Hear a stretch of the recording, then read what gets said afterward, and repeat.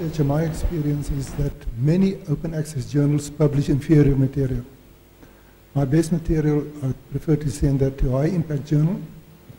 And I don't want to generalize, but I think in our experience is if you've got something that is a bit dicey, you pay the publication fee and it just goes in there. And I think the difficulty is that many of the people then have access to that, but they also can't publish in good journals then at later stage. So it's not really measured in ISI, for example.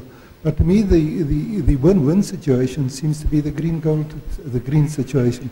So if you publish in a good journal and then get it on university repository, then I think you get to both points. Yes, I think that's a good point. I think we took our top 20 scientific publishers who are publishing in Elsevier journals and others and said, look, can we direct you to this open access journal, particularly QUT, they would say, why? Because the result, the high visibility through the e-prints and the feeling of being associated with that title, the benefits of that, including future, Scopus assessments and so on, is much more attractive to them. Having said that, there are open access journals that publish extremely high quality research, extremely high quality, and it comes back to this question of what their stable is and what the boundaries to that stable might be. Can I just add to that? What happens if you send to a good journal, then you get very good comments and increases the quality of your paper. Yeah. Where the poor journal, everything's separate immediately and it's not. But there's a quality process, there's a refereeing process for a lot of the outputs in the open access journals. We shouldn't forget that. I would like to ask my last question, if I may. What would your advice be to journal editors of South Africa?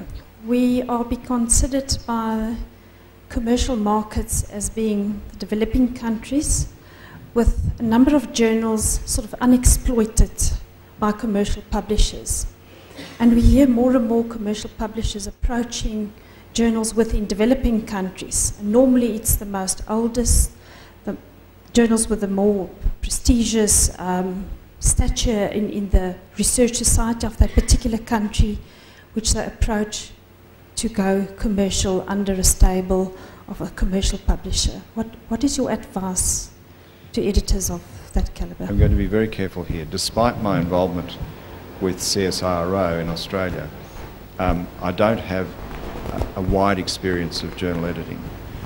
I would have thought that the things I was saying about visibility and diffusion would be, my understanding would be, that's a very important set of criteria and values everywhere, but particularly where you may want quite rapid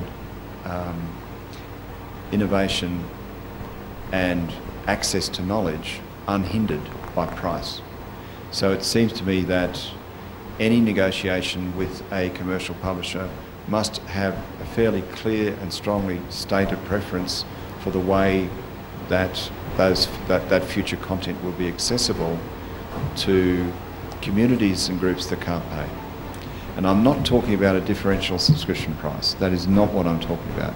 It should be unequivocally about open access. If it can't be secured in that kind of negotiation, then the other obvious parallel thing to be considering is open access journal publishing models, which you have many examples of, but which perhaps may need to be supported in a more